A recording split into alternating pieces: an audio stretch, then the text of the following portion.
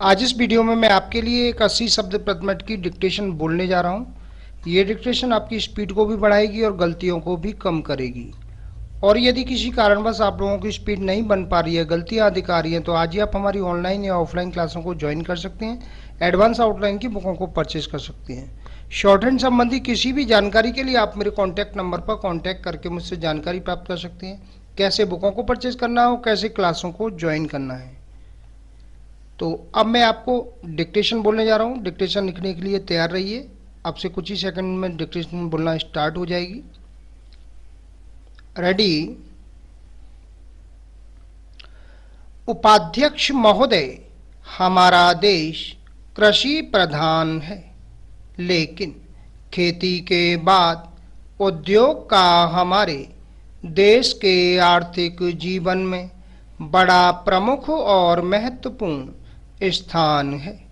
आज़ादी के बाद देश में बड़े बड़े और मौलिक उद्योग धंधे खड़े किए गए हैं, जिनकी बहुत आवश्यकता थी। उस दिशा में अच्छा प्रयास किया गया है और उसमें बड़ी सफलता भी मिली है। लेकिन जहाँ बड़े बड़े उद्योग धंधे खड़े हुए, वहाँ छोटे छोटे उद्योग धंधों की, खास तौर से उन उद्योग धंधों की जो देश में परंपरा से चले आ रहे थे, बड़ी उपेक्षा हुई। बहुत से उद्योग धंधे अपने पुराने ढंग से चले आ रहे हैं, उनमें कोई नया परिवर्तन नहीं लाया जा सकता है, उनका कोई विकास नहीं हो सकता है। देश की स्थिति को देखते हुए खास तौर से ग्रामीण क्षेत्रों में कौन से नए उद्योग धंधे स्थापित किए जा सकते हैं, इस बारे में कोई अनुसंधान नहीं किया गया है। खादी और ग्रामोद्योग कभी न स्थापित किया गया और उसने खादी और कुछ ग्रामीण उद्योग धंधों को लिया, लेकिन उसकी भी कुछ सीमाएं हैं। पैराचेंज। महोदय, बहुत से उद्योग धंधे ऐसे हैं जिनको प्रोत्साहन दिया जाना चाहिए था, लेकिन प्रोत्साहन देना तो दूर रहा, ऐसी नीति अपनाई गई कि उनके काम में बाधा पैदा हुई और उनमें से बहुत से टूट गए। इसका परिणाम यह हुआ है कि एक तरफ तो हमने दिखाने के लिए बड़े बड़े कल कारखाने खड़े किए हैं, लेकिन दूसरी तरफ बेकारों की संख्या बढ़ती गई है। आज वह समस्या एक भीषण रूप में हमारे सामने आई है। यदि हम छोटे छोटे उद्योग धंधों को, खास तौर से कृषि से संबंधित उद्योग धंधों को बड़े बड़े शहरों में नहीं, दूर दूर ग्रामीण क्षेत्रों में नहीं फैलाते हैं, तो इसके दो दुष्परिणाम होंगे।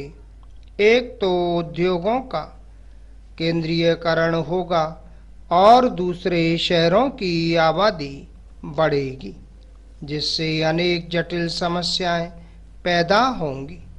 इससे हर एक आदमी को काम नहीं मिलेगा और हमारे जो पुराने उद्योग धंधे जीवन से संबंधित सामग्रियां तैयार करते हैं, उन पर बुरा असर पड़ेगा।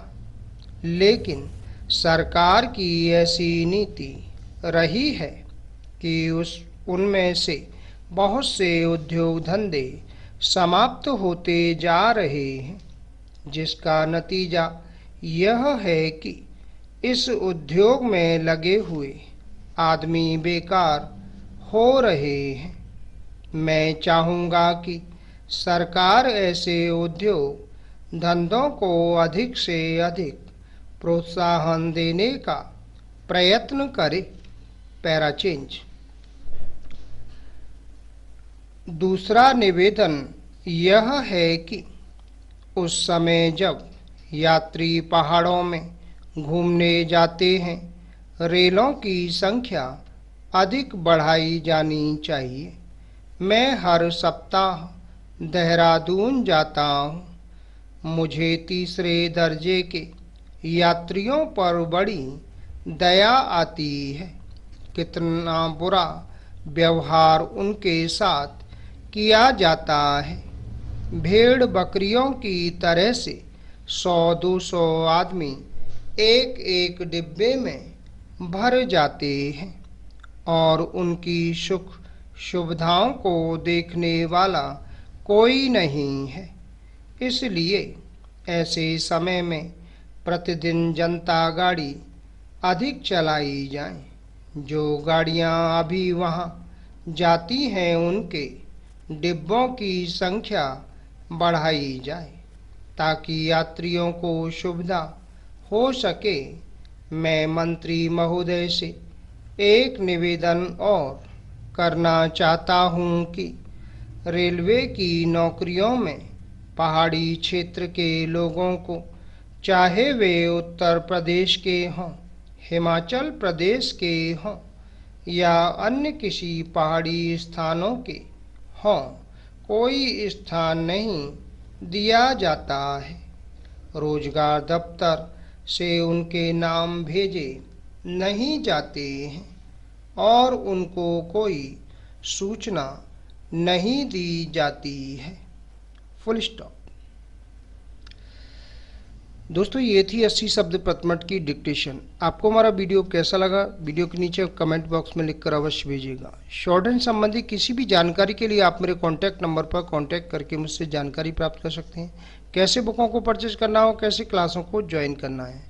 उम्मीद है आपको हमारा ये वीडियो पसंद आया होगा। इसी प्रकार से मैं आपके लिए डिक्टेशन और एडवांस आउटलाइन के वीडियो लेकर आता रहूँगा। तब तक के लिए जय हिंद, वंदे मातरम।